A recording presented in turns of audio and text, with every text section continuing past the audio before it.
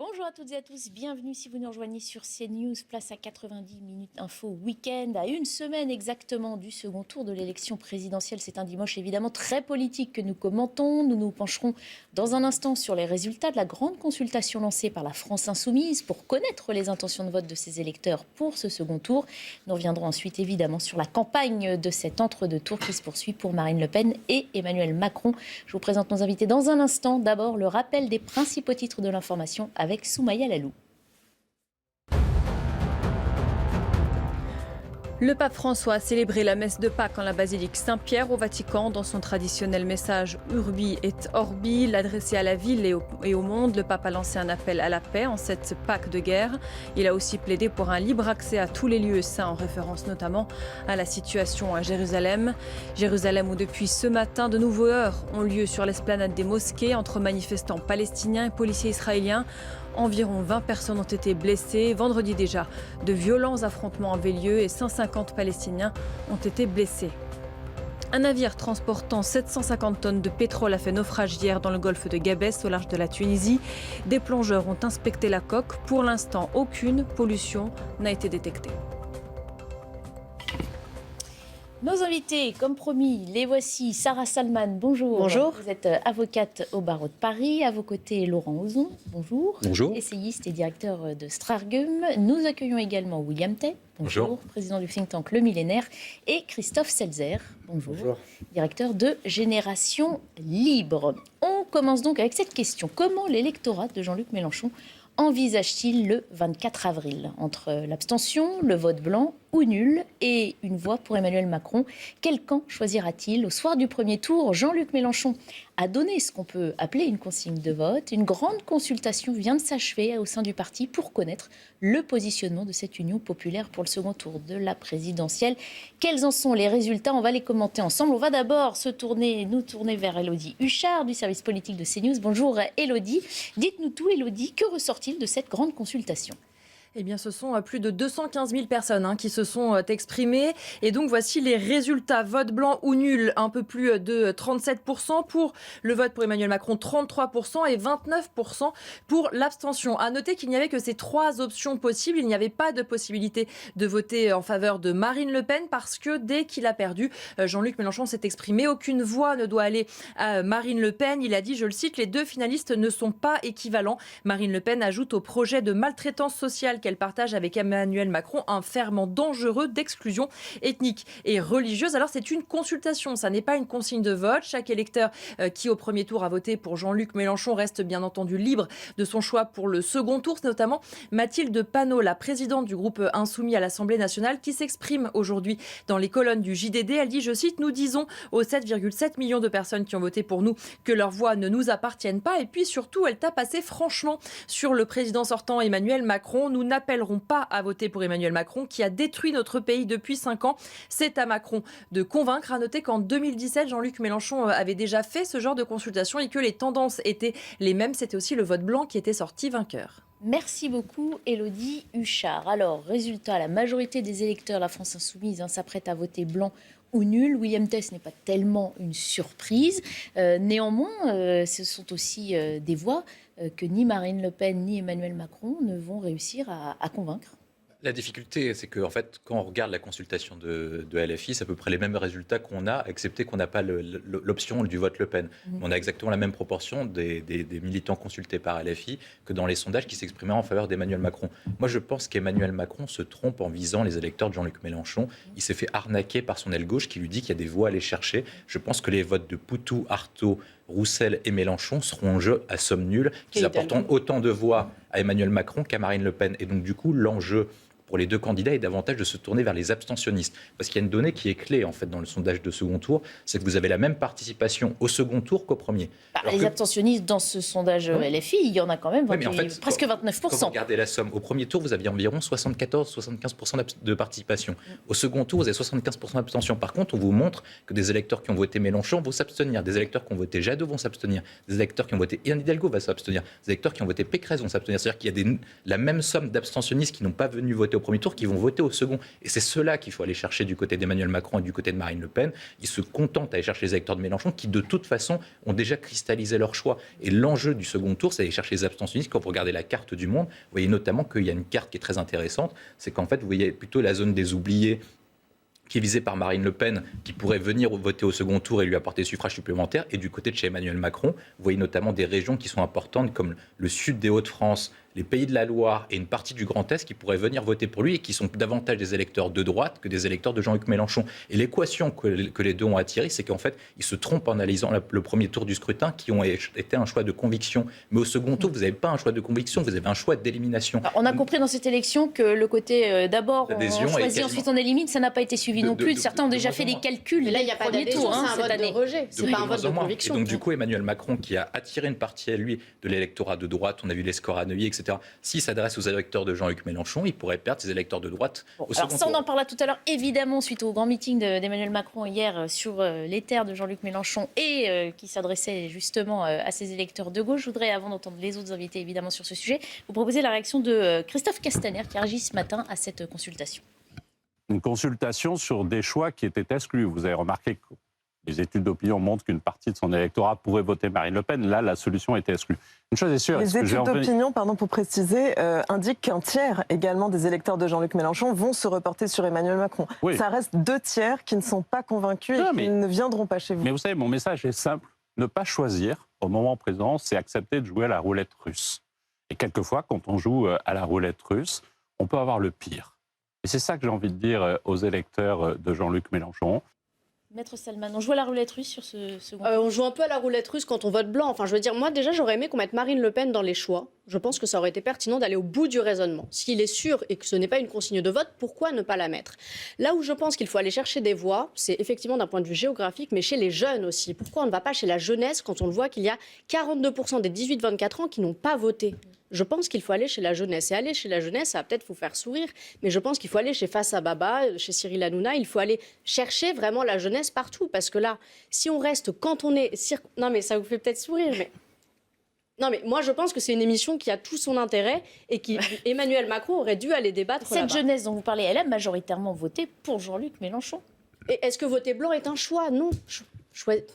Pour moi, ce n'est pas. Enfin, c'est un choix par défaut qui pourrait bénéficier à Marine Le Pen, donc c'est pas intelligent. Ça reste un choix. Ça veut dire que quand vous votez blanc. Alors, et les 29% d'abstention, qu'est-ce que vous en faites ? Vous faites quand même le choix civique de vous déplacer pour aller voter, pour dire aucun des deux candidats me convient.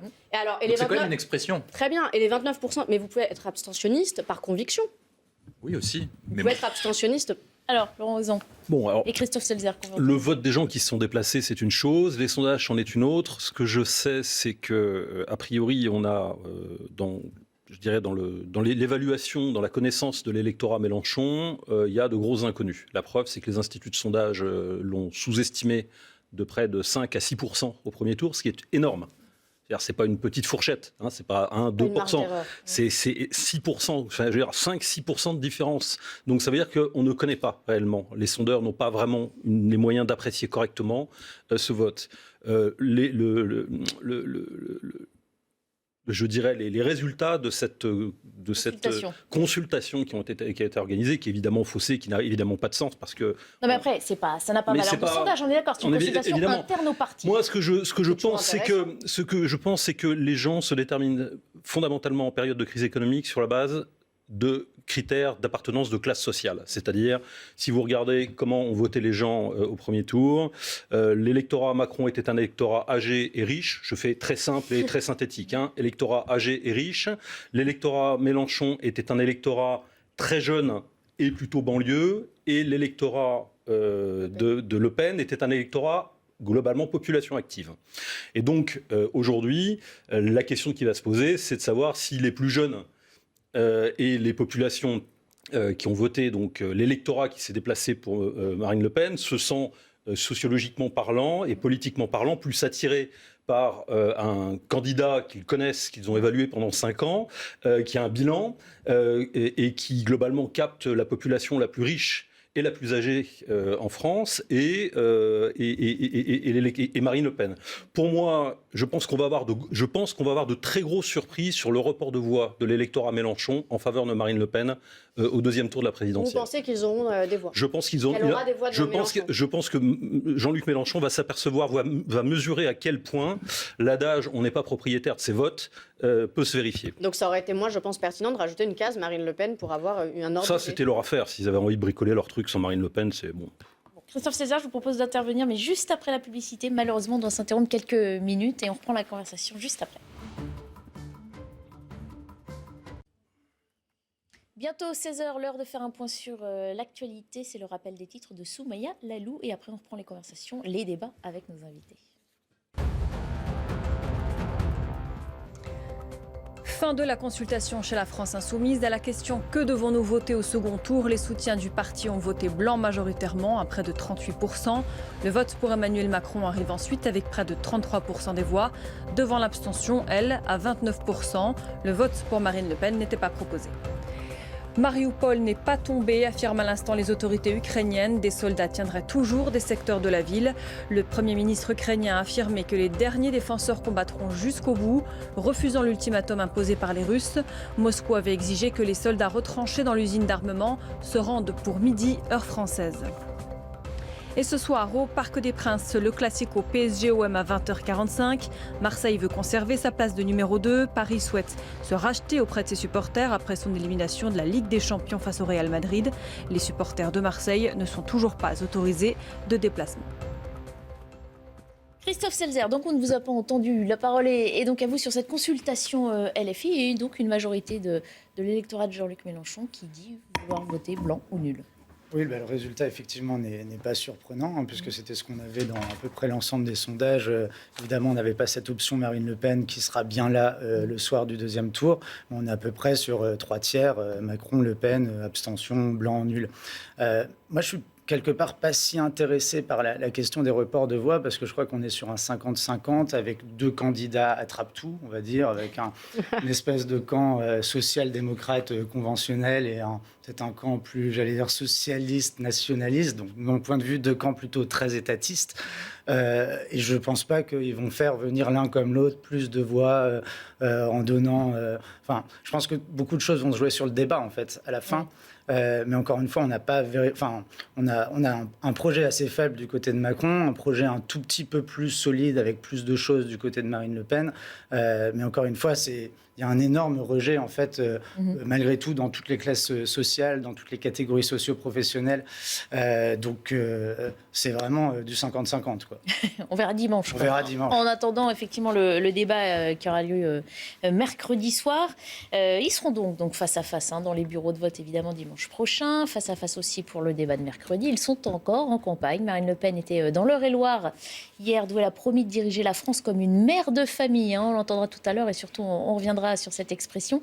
Emmanuel Macron tenait un grand meeting à Marseille dans lequel il a fait un long plaidoyer en faveur de l'écologie. On le sait, il lui faut séduire à gauche, sauf c'est William Tay qui ne pense pas ça, qui nous a dit tout à l'heure. Quoi qu'il en soit, Emmanuel Macron veut se positionner comme étant le candidat écologiste face à Marine Le Pen. On va revenir sur ce volet écolo exposé par le candidat Macron hier à Marseille avec Adrien Spiteri.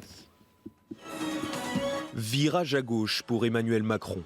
À Marseille, le président candidat promet de mettre l'écologie au cœur du pouvoir.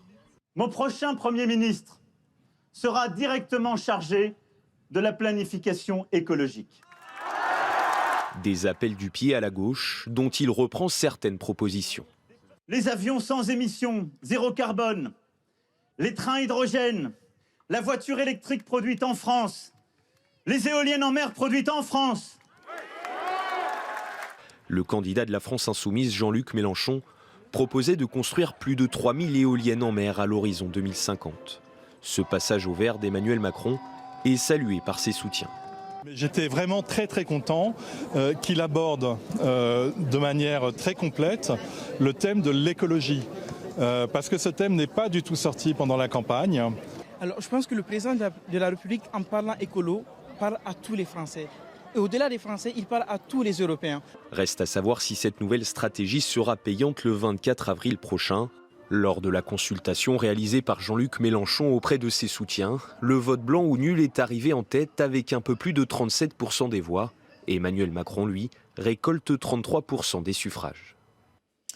Laurent, osant piocher dans le programme de Jean-Luc Mélenchon, évidemment, stratégie électorale oblige pour le candidat Macron. On comprend pourquoi il le fait. Est-ce que ça convainc ses électeurs, les indécis, les abstentionnistes peut-être, selon vous? Il reprend surtout le vocabulaire, parce que pour ce qui est des propositions, on est quand même loin du cas. Bon, il parle de planification écologique, ce qui va certainement beaucoup vous plaire. Le retour de la planification écologiste. Donc, oui, de fait, Emmanuel Macron est un candidat étatiste. Il l'a démontré pendant tout son quinquennat. C'est un candidat de l'État Moloch, de l'État omniprésent, de l'État surprésent, de l'État envahissant, de l'État écrasant, de l'État violent, à tout point de vue. Et donc, finalement, ce thème de la planification écologique par l'État, c'est finalement pas très étonnant de le retrouver dans sa bouche, même si quand on a écouté son discours, on s'aperçoit que c'est pas du tout le discours de Jean-Luc Mélenchon qu'il tient. Évidemment, on se dispensera, on pourrait le faire, mais ça prendrait pas mal de temps, de faire le bilan écologique du quinquennat d'Emmanuel Macron. Il y a des gens qui se sont amusés à le faire, et le moins qu'on puisse dire, c'est que c'est pas brillant. Le dernier truc en date, le dernier chiffre en date, je crois, mais c'est une longue liste d'arguments anti-écologiques, le quinquennat de Macron. Le dernier truc en date, nous sommes devenus le premier importateur mondial de gaz de schiste américain. Voilà, donc ça, c'est le dernier, mais je pourrais vous faire une liste de 15 ou 20 points sur les néonicotinoïdes, sur le glyphosate, sur tout, en fait. Et pour vous montrer que le quinquennat de Macron est une catastrophe sur le plan écologique. Donc j'imagine qu'il y aura certainement des jadoïstes qui se laisseront convaincre, mais pour les autres, en tout cas pour les gens qui s'intéressent vraiment à l'écologie, je pense que... Je ne crois pas, ça prendra. Mais en plus le Premier ministre qui prend un avion pour aller voter, là on nous dit on va tous faire des efforts, mais il bouffe à tous les râteliers quand il fait ça, c'est pas possible. Les écolos, c'est 4% jamais contents déjà pour commencer, donc je ne sais pas s'ils seront très contents de ça.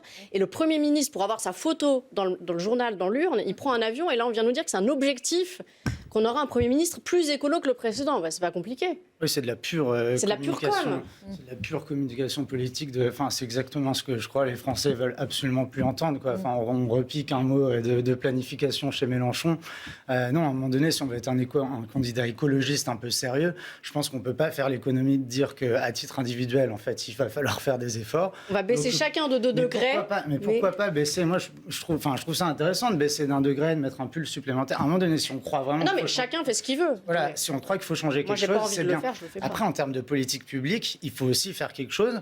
Et franchement, c'est un peu léger. Alors, c'est très bien d'être revenu, de mon point de vue, sur le nucléaire, etc. Bon, mais c'est pas beaucoup plus ambitieux, un peu plus, mais que ce que peut proposer Marine Le Pen. Moi, je regrette, je sais pas, qu'on n'aille pas plus loin sur mettre un prix sur les externalités négatives, sur la pollution.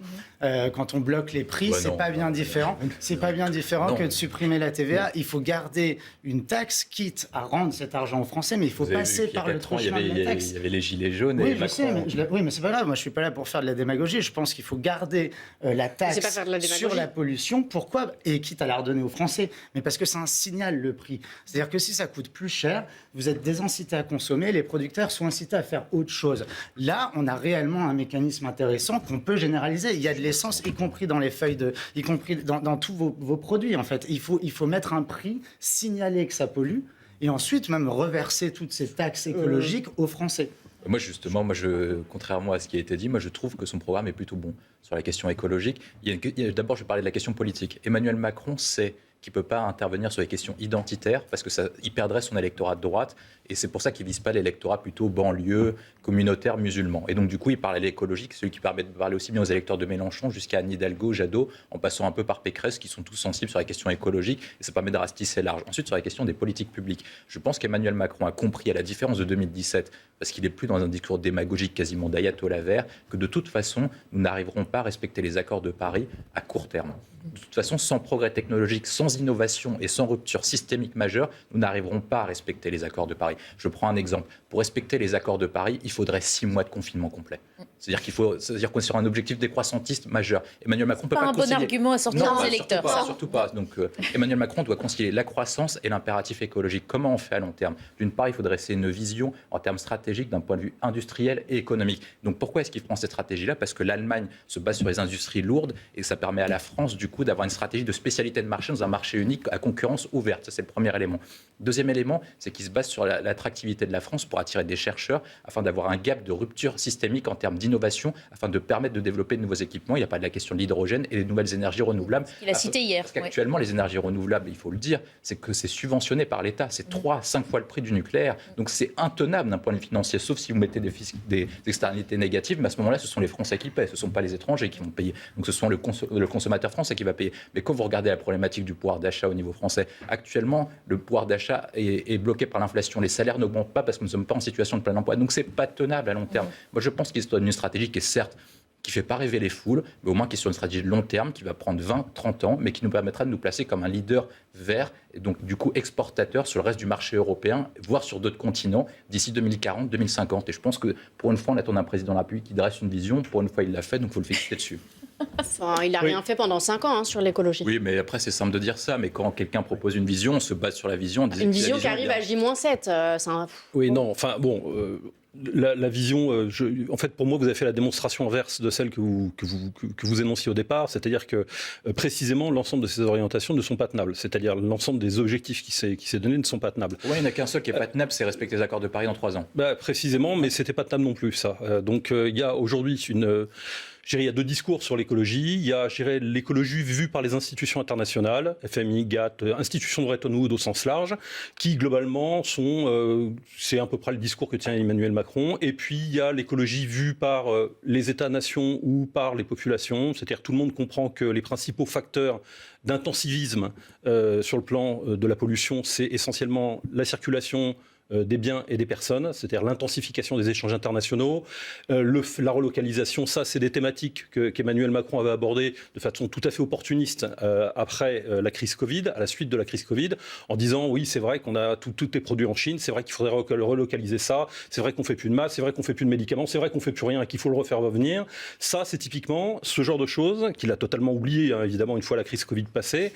C'est tout à fait ce qui relève d'une politique ou d'une pensée, d'une pratique plus exactement politique écologiste, celle qui vise globalement à engager la démondialisation des échanges. Et sur ce thème-là, évidemment, Emmanuel Macron ne peut pas se positionner parce que ce sujet était littéralement totalement trusté par Marine Le Pen avec le concept de localisme. Il s'adresse à la population. Oui, mais la question, c'est pas de savoir si on veut réindustrialiser ou pas. Quasiment tous les partis politiques veulent réindustrialiser. C'est de savoir comment vous faites concrètement. Vous êtes dans le cadre du marché unique. Vous ne pouvez pas faire un dirigisme étatique en disant on va décider de relocaliser. Ça ne se décrète pas la réindustrialisation. Ça se fait d'un point de vue matériel en disant on a mené une politique économique accommodante. Et la planification écologique, ça s'appelle comment? Non, mais ça c'est n'importe quoi. D'accord. Donc finalement c'est n'importe quoi.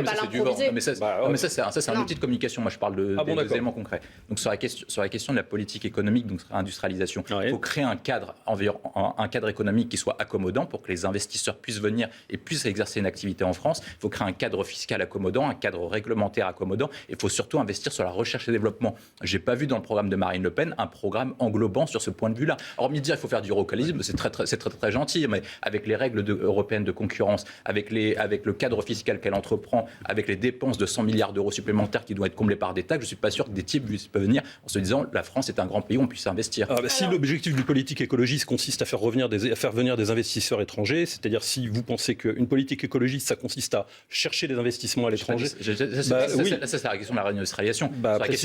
Sur la question de la politique écologique, moi, ce que je dis, c'est qu'à court terme, vous ne pouvez pas remplir les accords de Paris ou les objectifs du GIEC parce que nous n'avons pas la technologie suffisante. Donc la question qui est clé pour les États occidentaux et ceux qui veulent devenir leaders sur la question énergétique, c'est d'avoir des ruptures technologiques qui soient importantes, notamment sur la question de la fusion nucléaire ou sur les nouvelles énergies comme sur la question de l'hydrogène. Alors justement, c'est le débat. Quel est le candidat qui va faire le plus en matière d'écologie? C'est la question effectivement qu'on se pose et qui intéresse certains Français. Beaucoup de Français, puisque l'écologie fait partie de nos vies désormais. Je vous propose d'écouter la réaction de Sébastien Chenu à ces propositions écologistes faites par Emmanuel Macron hier lors de son meeting.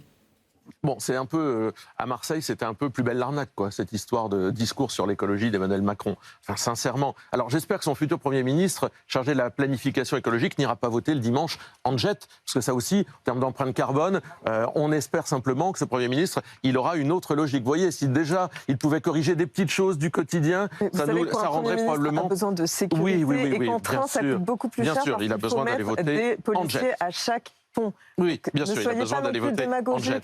Au-delà de ça, le discours d'Emmanuel Macron, je vous le disais, qui est un discours... Je vous parle de Marine Le Pen, moi. Est-ce qu'un Premier ministre de la planification écologique, ça pourrait figurer parmi ces nouvelles propositions Mais nous, qu'elle ce sera inclurait, plutôt un Premier ministre du localisme, parce que tout notre programme est basé sur une logique différente, une philosophie différente, qui est le localisme, le produire au plus près de l'endroit où on consomme, le circuit court, l'économie circulaire.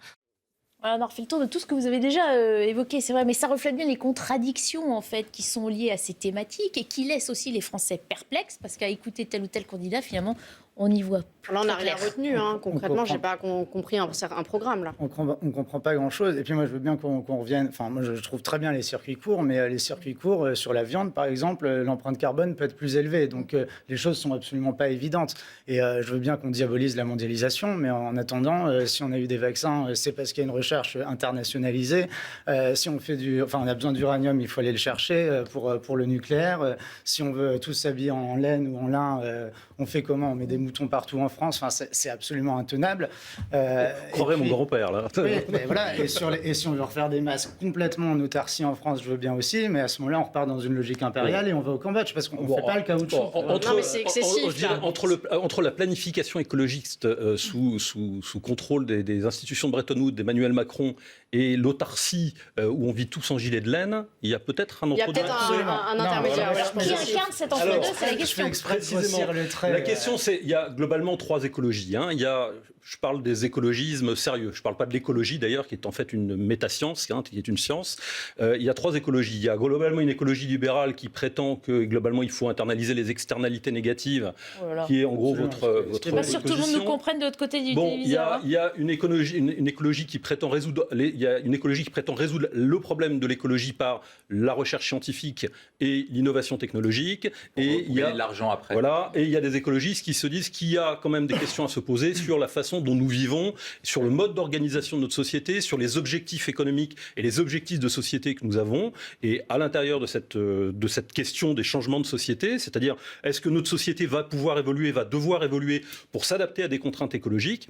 Il y a aussi des sensibilités différentes. Il y a plutôt Europe Écologie Les Verts et de l'autre côté Marine Le Pen qui dit en clair la thématique écologiste par définition c'est celle de la démondialisation, c'est-à-dire effectivement celle de la limitation des échanges internationaux et de la relocalisation des activités humaines. Et on continue à discuter dans une minute. Il faut qu'on s'arrête pour faire un point sur l'actualité avec Soumaïa Lalou, mais on prend tout de suite après. Jean-François Copé appelle à voter Emmanuel Macron. Le maire LR de Meaux s'est exprimé dans le journal du dimanche. Il encourage le président candidat à conclure un pacte avec les Républicains.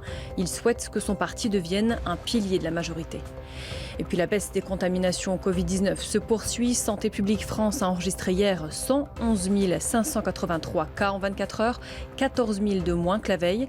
En revanche, le nombre de patients hospitalisés a légèrement augmenté, 885 nouvelles admissions en une semaine. Et le leader nord-coréen Kim Jong-un a assisté à un tir d'essai d'un nouveau système d'armement, système qui vise à améliorer l'efficacité des armes nucléaires du pays. De leur côté, les États-Unis indiquent qu'ils surveillent la situation. Allez, on continue de parler de ces propositions ou non-propositions d'ailleurs, selon vos avis différents en matière d'écologie de ces candidats. Puisqu'on en était à parler des belles formules, plus belle l'arnaque par Sébastien Chenu à propos des propositions d'Emmanuel Macron à Marseille hier, je vous propose une autre petite formule, celle de Gabriel Attal. Écoutez. Mais la réalité, encore une fois, c'est que vous voulez nous faire reculer sur la question de la lutte contre le réchauffement climatique. Non. Vous êtes les candidats du grand réchauffement. Vous êtes ceux du grand remplacement. Vous êtes sensible à ce genre d'expression. Bon, même si vous allez me dire, William, c'est de la com. Non, mais moi, je pense que chacun se renvoie la balle.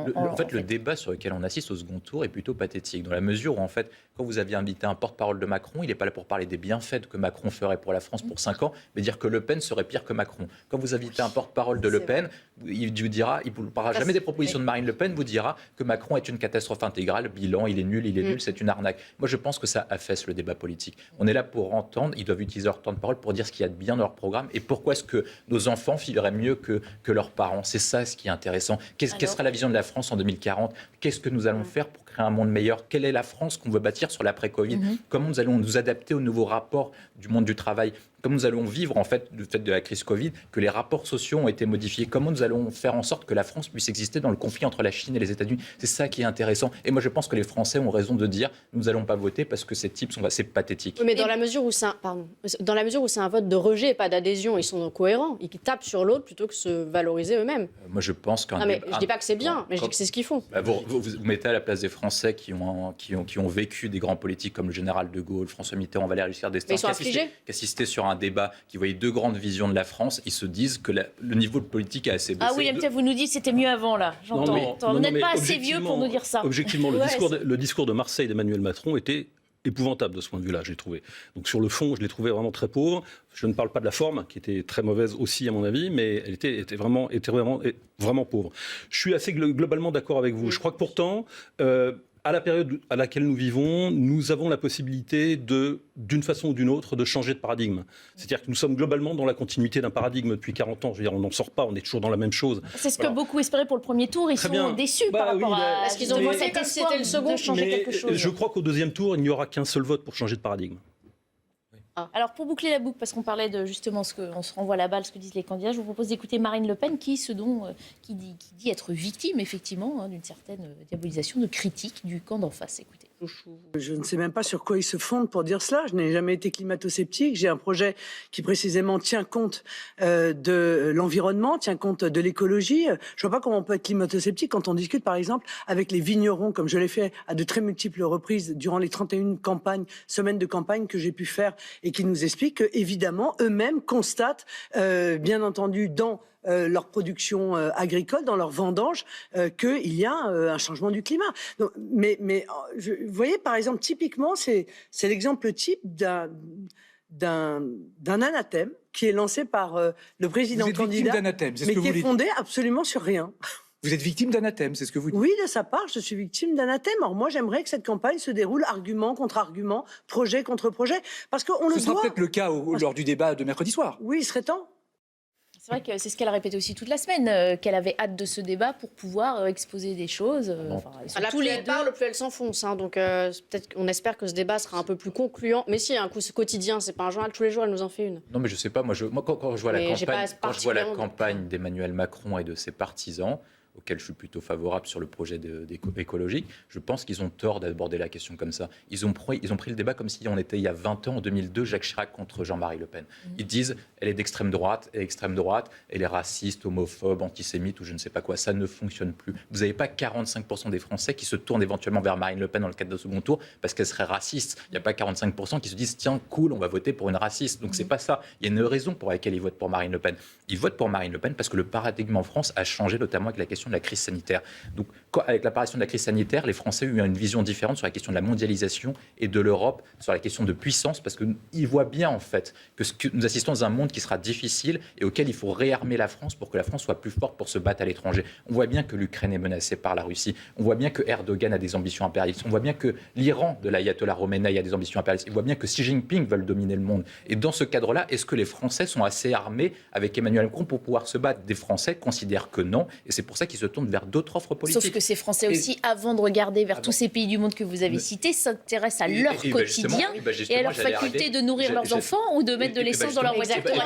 J'allais y arriver. Et en fait, Emmanuel Macron a à peu près le même bilan que Barack Obama. Quand Barack Obama laisse sa place à Donald Trump, ce qui donnera peut-être un mauvais signe pour dimanche prochain, la croissance était très importante aux États-Unis. Le taux de chômage était très important. Mais pourquoi est-ce que Trump a été élu? Parce que le niveau de vie de la classe moyenne s'est affaibli pendant les 30-40 dernières années. Et c'est ces électeurs-là qui ont voté du coup pour Donald Trump, et c'est à peu près ce qui se passe en France avec les gilets jaunes qui se tournent vers Marine Le Pen. Si Emmanuel Macron ne répond pas à la problématique du fait qu'une partie des Français considèrent que leur niveau de pouvoir d'achat, et c'est vrai, s'est affaissé ces 40 dernières années, il ne répondra pas à la question essentielle de cette question, qui a été celle des gilets jaunes et qui est celle du vote du dimanche prochain. Et là, c'est ce que certains électeurs disent. Que n'a-t-il fait justement, c'est, on va dire, trois dernières années voilà, c'est ça. Christophe Salzer, sur ces problématiques et ce renvoi de balles d'un camp à l'autre. Moi, je suis fatigué par cette élection présidentielle, mais au sens où vraiment, je ne comprends pas comment tous les 5 ans, on vote pour quelqu'un qui va devoir à peu près décider de tout, parce que depuis la synchronisation des calendriers des élections législatives et de la présidentielle, en fait, a priori, peut-être que ça ne sera pas le cas là, mais ça fait quand même 15 ans maintenant qu'on a chaque fois eu une majorité. Donc finalement, tout était effectivement décidé et mal, parce que c'est impossible avec un petit cabinet à l'Élysée de décider de tout. Et c'est vrai que moi, je comprends le sentiment des Français qui se sentent dépossédés en fait, d'un réel pouvoir ici, face à un choix qui est le même qu'il y a 5 ans. Et je ne comprends pas pourquoi on n'a pas les débats, les foires d'empoigne entre communistes, nationalistes et autres, si je reprends des vieilles catégories, mais après tous les discours très intéressants chez Jadot sur l'écologie, ou j'en sais rien, même Sandrine Rousseau, je ne comprends pas pourquoi on n'a pas ça au Parlement, en fait. Et pourquoi est-ce qu'on ne gouverne pas avec des coalitions ? Chacun, à chaque fois, perdra quelque chose, mais gagnera un petit quelque chose. Et donc, on aura vraiment un intérêt à voter pour des vrais parlementaires, dont on verra pendant 5 ans qui continueront à se battre pour ce qu'on a vraiment pensé. Voilà, donc je pense qu'en réalité, celui qui est là pour faire barrage républicain, enfin, même si j'ai vu que ce n'était pas si clair dans son esprit, celui qui est là pour faire, entre guillemets, un barrage républicain, pourquoi c'est lui qui a le moins de choses à proposer en termes de choc de démocratie ? Pourquoi est-ce que dans le point, il réfléchit, et c'est très intéressant, à des midterms qui vont un peu dans le sens de ce que je dis, mais j'avais l'impression de lire cet entretien dans le point comme si je me disais, peut-être que dans 10 ans, il sera un bon candidat, il a de bonnes intuitions, il faut juste qu'il tranche, et puis voilà. On avait des choses très intéressantes chez Yannick Jadot, chez on est passé à côté, quoi. Encore une fois, on est passé à côté de Jadot. J'allais presque dire, c'est presque un appel à Emmanuel Macron, il reste encore quelques jours. Proposer un choc de démocratie, c'est en plus ce qui peut à peu près rassembler tout le monde en réalité. Oh. Qu'est-ce qu'on peut faire en termes de modification des institutions, ou qu'est-ce qu'on peut faire en termes de réorganisation des compétences ? C'est peut-être un peu tard, là, une semaine du premier tour, c'est quand même un peu tard. Il n'est jamais trop tard. Mais ça constituera un vrai projet. C'est-à-dire que sur les institutions, on avait eu cette promesse de la dose de proportionnelle. Moi, je ne lui fais pas de procès d'intention. Il a essayé de faire cette réforme constitutionnelle qui a été bloquée par les oppositions. Il y a eu l'affaire Benalla. Mais aujourd'hui, à l'heure actuelle, dans le programme, il n'y a même plus la proportionnelle. Il a déclaré que oui et tout, mais bon, que ça l'intéressait et tout. Mais les paroles s'envolent, les écrits restent. Aujourd'hui, le projet sur les institutions le moins solide, c'est paradoxalement celui d'Emmanuel Macron. Alors que je crois que c'est la clé pour répondre à ce malaise démocratique. Donc, il est encore temps. On continue de parler de cette campagne de l'entre-deux-tours dans quelques instants. On se quitte encore pour une page de publicité. C'est pas méchant, ça.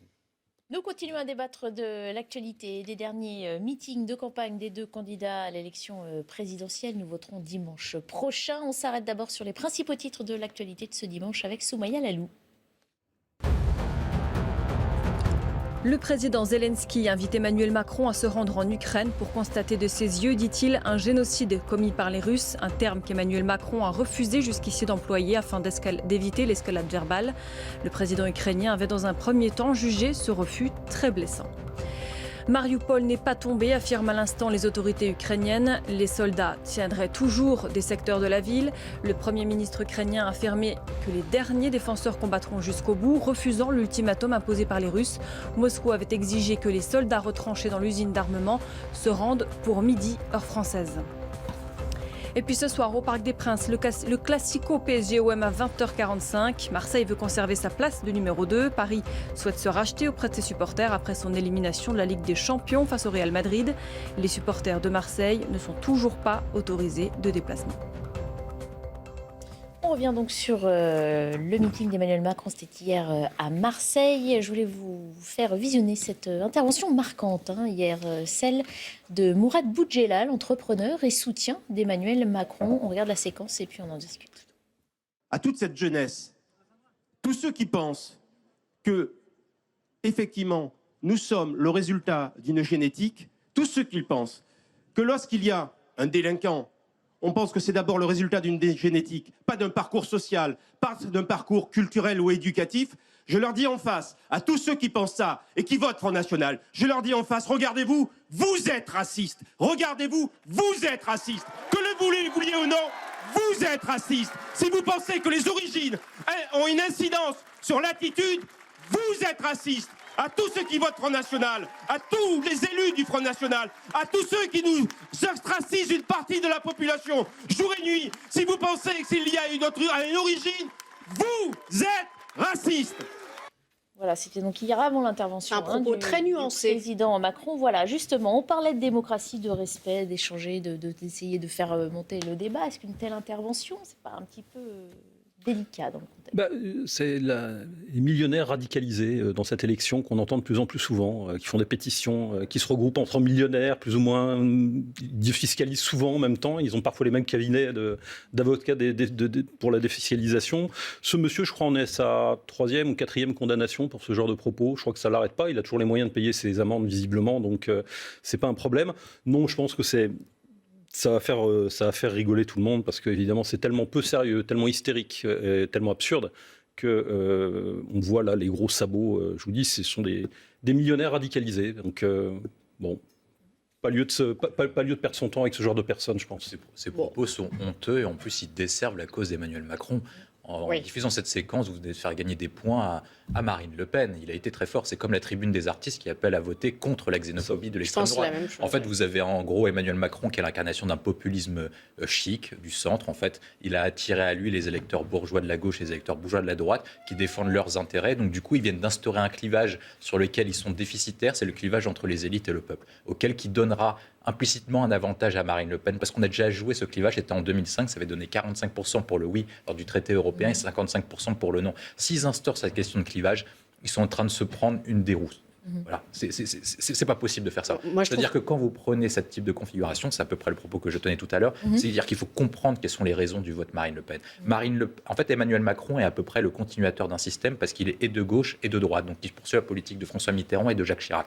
Marine Le Pen a très bien joué en disant qu'elle était ni de gauche ni de droite, en prenant à peu près un arc républicain, en prenant des positions, en prenant plutôt de la gauche venant de Chevènement et de Montebourg, et de la droite qui venait plutôt de l'aile souverainiste des Républicains. Et c'est comme ça qu'elle a construit une offre politique qui est à peu près l'arc du non, en fait, de ceux qui se regroupaient sur la question du non, en passant de Pasqua à Chevènement. Et c'est pour ça qu'en fait qu'elle fait ce type d'offre politique, parce que ça convainc une majorité d'électeurs. Et pourquoi est-ce que ça monte? Parce qu'en fait, depuis 40 ans, la question de la mondialisation a conduit à une augmentation de la richesse dans le monde. Nous avons de moins en moins de pauvres dans le monde. Par contre, les classes moyennes des pays occidentaux, c'est la courbe d'éléphant de Milanovic qui l'a montré. C'est-à-dire qu'en fait, la mondialisation a enrichi les riches des pays pauvres, mais a appauvri la classe moyenne des pays industrialisés. Et c'est cette équation-là qu'il faut répondre sur la question de la mondialisation. C'est comment on fait, dans un cadre européen et pour poursuivre la mondialisation, pour permettre aux classes moyennes et aux classes inférieures de renouveler un espoir et de faire en sorte qu'ils reprennent leur destin en main. C'est ça la question qui est claire. Ce que vous nous dites, c'est que ce genre d'intervention en fait attise les haines. Ça dessert M. Macron parce qu'il a quand même une qualité oratoire indépendamment des propos et c'est dommage qu'il s'en serve pas à bon escient parce qu'il pourrait soulever les foules, on le voit, mais moi quand j'entends... Non mais il a une qualité oratoire, c'est pas le cas de tous les candidats qu'on a pu voir.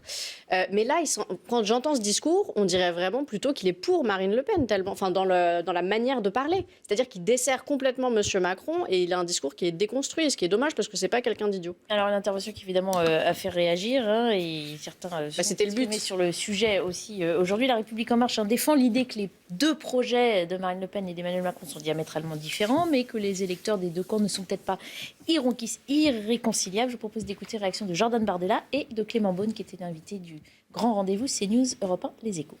Je pense qu'Emmanuel Macron est un candidat autoritaire, est un candidat extrémiste, qui a fait beaucoup de mal à notre pays, tant dans les mots qu'il a utilisés contre le peuple français, les injures. Et d'ailleurs, je regrette qu'il n'ait pas condamné, qu'il ait cautionné les déclarations de Mourad Boudjelal, qui a ouvert son meeting et qui s'est adressé aux électeurs du Rassemblement national, c'est-à-dire, d'après les derniers sondages, près d'un Français sur deux au second tour, quasiment, en leur disant « vous êtes des racistes ». Si l'idée, c'est de dire que les électeurs du Rassemblement national et de Marine Le Pen sont racistes, je ne partage pas cette idée, pas du tout.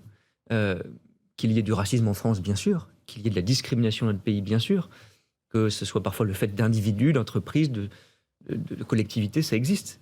Mais je ne crois pas qu'on soit face à deux France irréconciliables.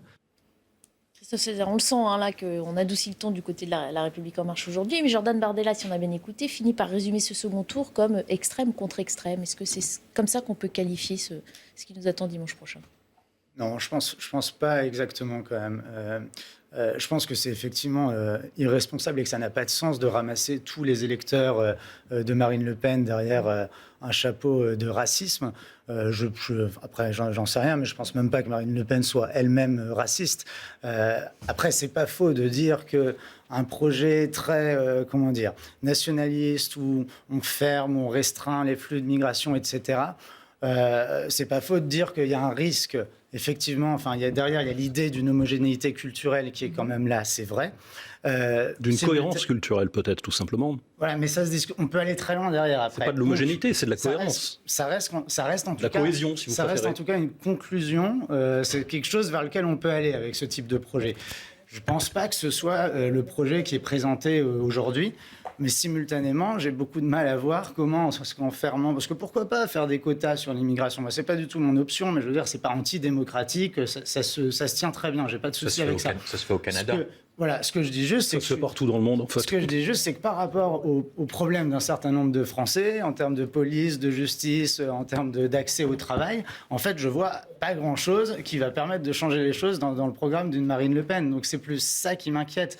Je vois difficilement comment est-ce qu'on va améliorer le fonctionnement de la police, comment on réalloue les choses, pourquoi est-ce qu'on légaliserait pas le cannabis, par exemple, pourquoi est-ce qu'on mettrait pas en place des systèmes de prison ouvertes comme en Norvège pour diminuer les taux de récidive à la sortie des prisons. Bon, des petites choses, je ne dis pas que ça va tout résoudre, mais des choses qui sont un peu plus sérieuses pour faire évoluer les institutions carcérales, policières.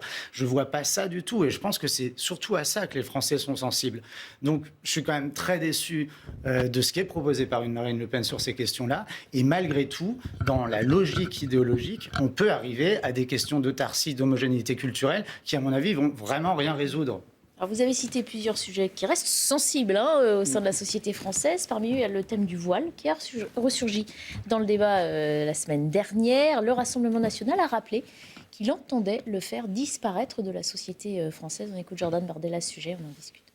L'objectif est évidemment de faire en sorte que le voile et la société française, que le voile ne soit plus porté dans la société française. Donc, nous le ferons calmement, sereinement. L'idée est, dans un premier temps, de donner aux chefs d'entreprise les moyens de lutter contre les revendications politico-religieuses dans l'entreprise. Et deuxièmement, de faire en sorte que dans l'administration publique, c'est-à-dire l'espace public, les bâtiments des mairies, l'ensemble des collectivités, l'ensemble des administrations publiques, le voile ne soit plus porté, et dans l'université.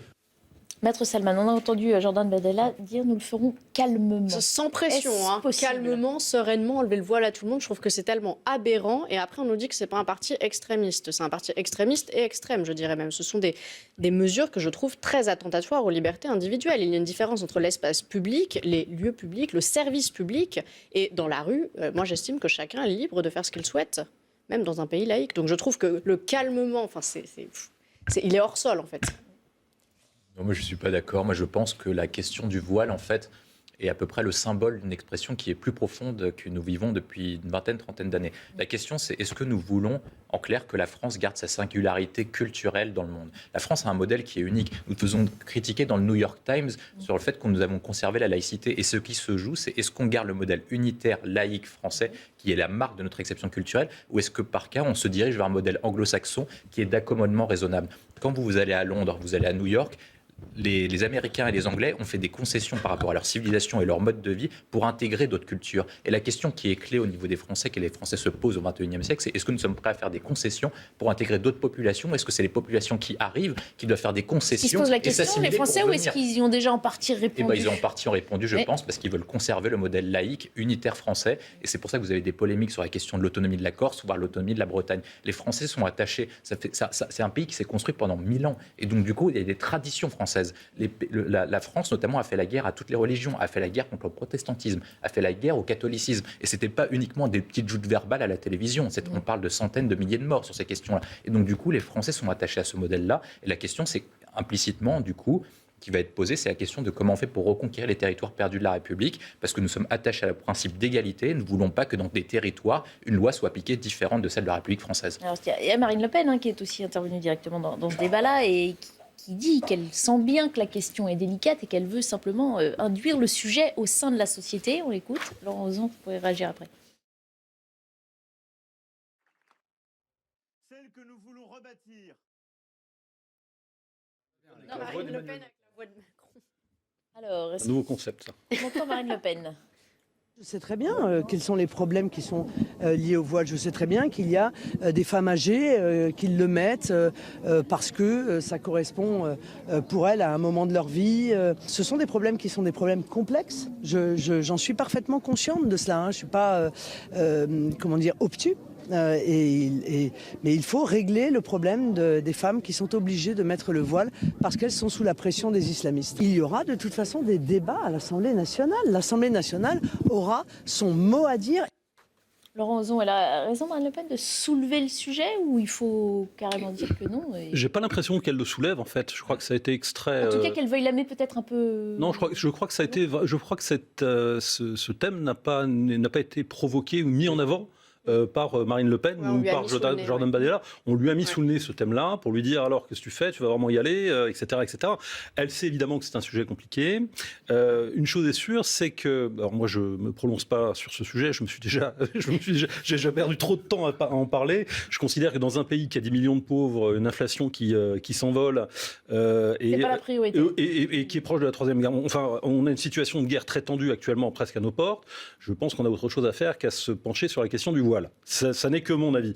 Mais une chose est sûre, c'est que, comme vous le disiez tout à l'heure, il y a effectivement une tension, je dirais, identitaire, pour faire simple, d'appartenance en quelque sorte, de modèle de société qui se profile derrière la question du voile. C'est pour ça que c'est un poil à gratter. C'est pour ça que c'est un sujet irritant pour tout le monde, pour les uns et pour les autres. Mais remettons ça dans le contexte. Ça concerne quel pourcentage de la population aujourd'hui ? Mais à chaque fois qu'il y a une minorité, c'est ce qui fait le plus de bruit. Mais précisément, je veux dire, ça doit concerner 0,5% de la population française. Donc, je considère que c'est un non-sujet et je considère que vous pouvez pas dire manifestement, que le port du voile est un non-sujet.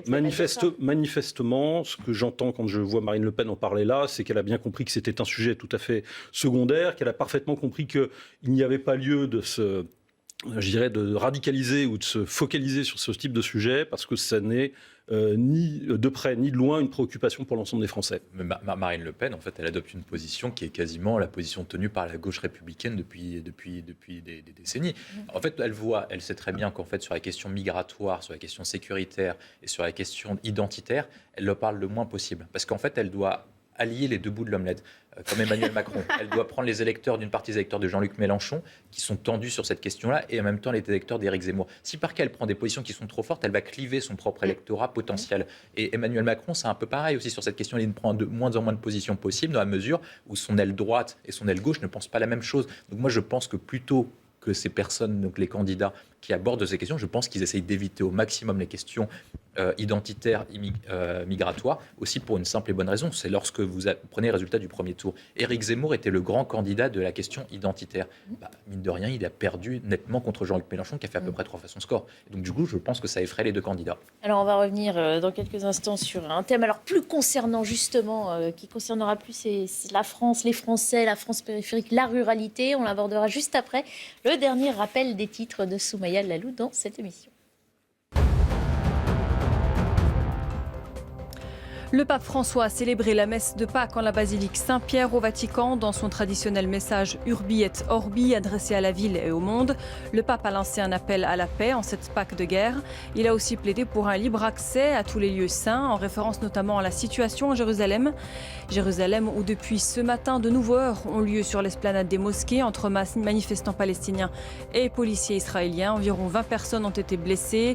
Vendredi déjà, de violents affrontements avaient lieu et 150 Palestiniens ont été blessés. Et puis un navire transportant 750 tonnes de pétrole a fait naufrage hier dans le golfe de Gabès, au large de la Tunisie. Des plongeurs ont inspecté la coque.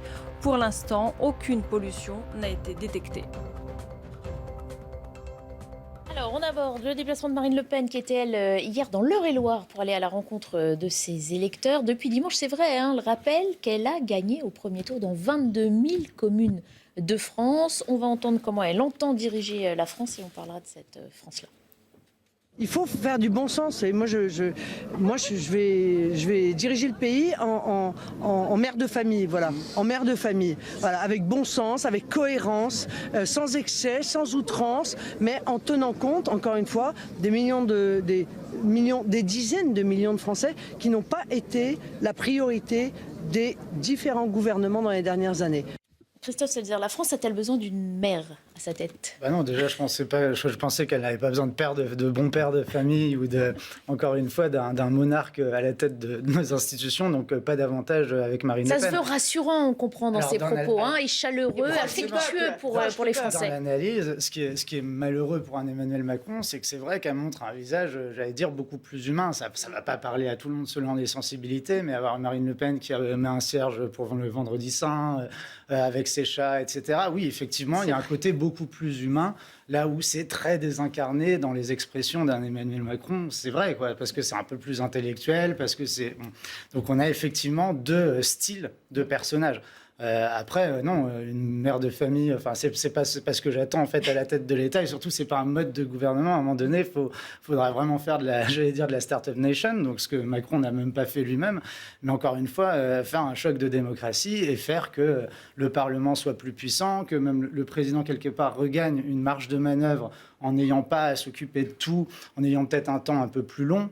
Mais aujourd'hui, on est dans un grand paradoxe où, en fait, le pouvoir présidentiel est extrêmement contraint par la temporalité, parce qu'il y a quand même un Parlement, etc. Même si c'est des godillots et tout, ça prend du temps. Et simultanément, le Parlement n'a plus vraiment de pouvoir puisqu'il suit exactement ce que dit le président. Donc je pense qu'il faut absolument sortir de ça. Donc très décevant de la part de Marine Le Pen. Et revenir à cette France périphérique, à cette ruralité. C'est vrai que si elle arrive en tête dans 22 000 communes sur les 36 000 que compte le pays, ça veut aussi dire qu'il y a ce message-là à entendre de ces Français-là. Oui, le thème de la mère de famille n'est pas inintéressant parce qu'il montre bien aussi qu'elle a compris qu'une partie importante de la population cherchait la protection, chercher à être protégé. Et ça, évidemment, le côté start-upper arrogant d'Emmanuel Macron, McKinsey, etc., fait assez peu le job. Et ça, elle l'a compris. Elle a compris qu'une grosse partie de la population aujourd'hui, face à la guerre, face au chômage, face à la crise, face à l'inflation, etc., les gens attendent de l'État non pas qu'il vienne s'occuper de tout, ni qu'il leur dise comment éduquer leurs enfants, ni de ce qui s'intéresse en fait au contenu des manuels scolaires. Ils attendent de l'État qu'il les protège. Et donc, elle est parfaitement dans son rôle, de de Maminova, je suis un peu vache, mais... Oh non, ça c'est bâtard. C'est pour ma génération en plus, donc ça va faire rire certainement beaucoup de gens, mais l'idée générale, c'est que... De rassembleuse, de quoi? De Mère-Poule, voilà, de Mère-Poule. Elle s'est positionnée en Mère-Poule, et elle le fait assez facilement, parce que, il se trouve que je la connais, et que ça correspond bien à son tempérament, tout simplement. C'est quelqu'un qui est comme ça, c'est quelqu'un d'empathique, c'est quelqu'un de rond, quelqu'un d'accueillant. Cette facette-là, il y a beaucoup de Français qui ne la connaissent pas. Si, on l'a bien vu, sur les réseaux sociaux. C'est très récent. C'est très récent, mais ça l'a beaucoup servi, parce qu'il y a beaucoup de gens qui sont très éloignés de la politique en général, quand ils entendent McKinsey, mais même Jordan Bardella avait fait cette blague, Emmanuel McKinsey, Marine Le Peuple.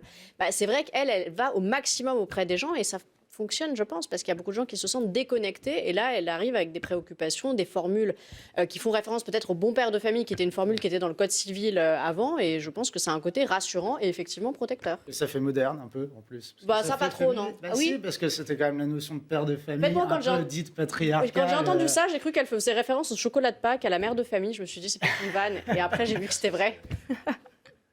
Rassurant ou vieillot, ce que vous dites aussi. Ça peut faire très patriarcal et justement un peu archaïque. Il y a aussi un côté, c'est une femme et on sort du patriarcat. Moi, je pense qu'elle parle à l'électorat retraité. Moi aussi. Quand vous regardez les sondages d'intention de vote pour le second tour, Emmanuel Macron perd dans toutes les catégories d'âge, sauf deux, les moins de 24 ans et les plus de 65 ans. Donc en fait, elle s'adresse aux plus de 65 ans qui, eux, veulent un cadre normatif qui soit bien géré, notamment sur la question de l'orthodoxie budgétaire. Vous avez deux clivages qui se jouent pour le second tour de l'élection présidentielle. Le premier, c'est élite contre peuple. Marine Le Pen est en train de le gagner, ce clivage, parce que le peuple est dominant, il y a plus de personnes qui sont pauvres que de personnes qui sont riches. Sur la question du deuxième clivage, sur la question de la sécurité versus l'aventure, Emmanuel Macron incarne la question de l'ordre. C'est celui qui incarne la continuité des institutions et de la question de la stabilité, alors qu'Emmanuel Macron, du côté de Marine Le Pen, les Français peuvent se dire on partirait dans une aventure. Quid de la question européenne, quid de la question de l'orthodoxie budgétaire, quid de la question de la dette. Et donc du coup, Marine Le Pen, en référence à la question de père de famille, dit qu'elle va gérer les finances correctement. En bonne mère de famille. Mais quand on regarde les questions du détail concret, et ça va être la question du second tour, parce qu'Emmanuel Macron va l'attaquer dessus. Quid de sa politique économique, parce que Marine Le Pen dit que pour soutenir le pouvoir d'achat des classes populaires et donc la France des oubliés, donc des gilets jaunes, il faut faire une grande révolution sociale. Mais comment vous faites pour la financer? Vous ne pouvez pas à la fois faire une révolution sociale et en même temps promettre l'orthodoxie budgétaire, respecter la règle des 3%. sur la question européenne, elle dit qu'elle veut refonder l'Europe et donc du coup se posera la question de la pertinence des traités. Est-ce qu'elle garde ou pas la question des traités? Est-ce qu'elle reste ou pas dans la question de la zone euro? Vous pouvez pas... Elle a répondu sur cette question. Non, mais sur la question des traités, en fait, ce qu'elle dit, c'est qu'elle va mettre des clauses de réserve d'interprétation sur certains traités. Mais pour mettre des clauses de réserve d'interprétation, c'est lors de la négociation d'un nouveau traité. C'est ce que font les Britanniques. Et donc, du coup, ça suppose la négociation d'un nouveau traité. Mais quand vous allez négocier un nouveau traité, comme la France est affaiblie par la crise sanitaire et par la crise de 2008, et ben en fait, est-ce que la France est en position de négocier face à l'Allemagne qui a un poids économique qui est bien plus important que nous, comme les pays du Nord? Est-ce que la France est en capacité aujourd'hui, si elle n'est pas en situation de se réarmer, de pouvoir négocier armement sur la question de la zone euro, alors que l'Allemagne détient 300 milliards de réserves françaises? Beaucoup de questions pour 30 secondes d'émission. En effet, ça fait beaucoup de questions pour 30 secondes d'émission. Une chose est sûre, c'est que la façon dont les gens interpréteront cette campagne et son positionnement politique, c'est celui de la modération, de la réserve et de la protection. Et globalement, ça tombe bien, c'est tout à fait l'image qu'elle voulait donner et elle y est parfaitement arrivée. Et puis on rappelle qu'ils s'affronteront mercredi soir dans ce fameux grand débat, ce face-à-face, avant le second tour pour éclaircir chacun leur programme. Merci à tous les quatre d'avoir participé à l'émission aujourd'hui. À suivre Repères, en ce dimanche de Pâques, Jean-Pierre Elkabbach reçoit les représentants de 3 religions. Je vous souhaite une bonne soirée, je vous dis à la semaine prochaine. Tout de suite, Repères avec Jean-Pierre Elkabbach.